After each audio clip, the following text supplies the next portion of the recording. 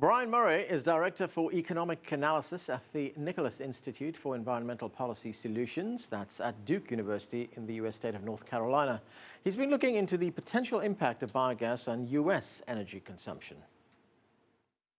We just recently released a report, yesterday in fact, at Duke University on the biogas potential in the United States. And what we found was at a price of about $5 or $6 per million BTU, which is higher than the market price for natural gas right now, but less than the market price was 5 years ago. At that price, we could supply about 3 to 5% of current natural gas consumption in the United States with biogas.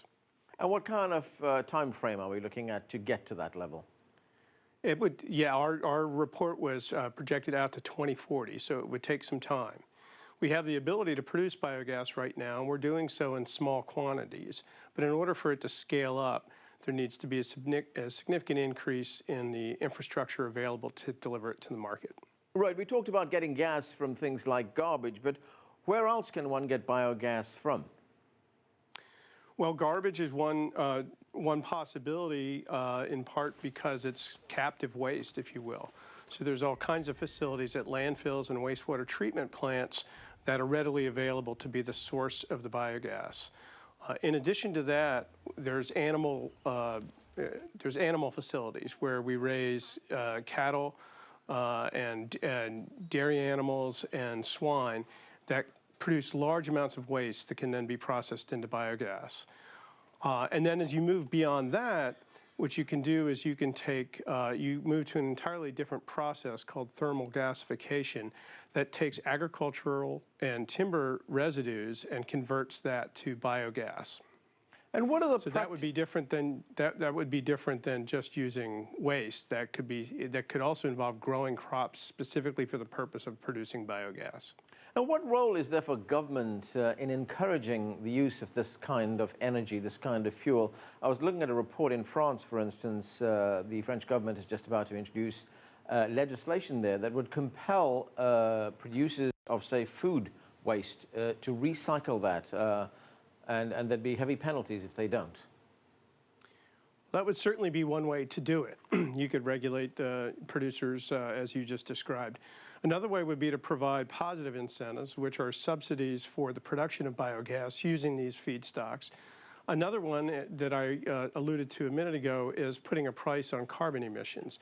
And when you put a price on carbon emissions, that makes biogas look more favorable to fossil fuels and would increase its use.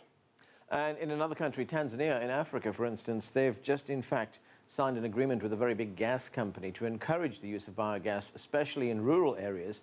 And one of the reasons for that is because they want to discourage people from cutting down forests, cutting down trees to use as fuel. So are we likely to see the development of this type of fuel more in emerging markets, more in developing economies, rather than in a place like the United States? Well, I think it can develop in all of these places. The issue in Tanzania and other least developed countries is there's energy poverty there. They actually don't have energy sources, and so this is a readily available source that can be done at relatively small scale, at the household or the village level.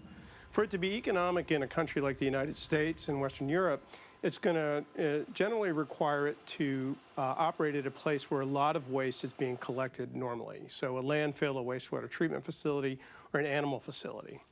That's really necessary for it to operate at the type of scale that the economics would dictate adoption of this technology.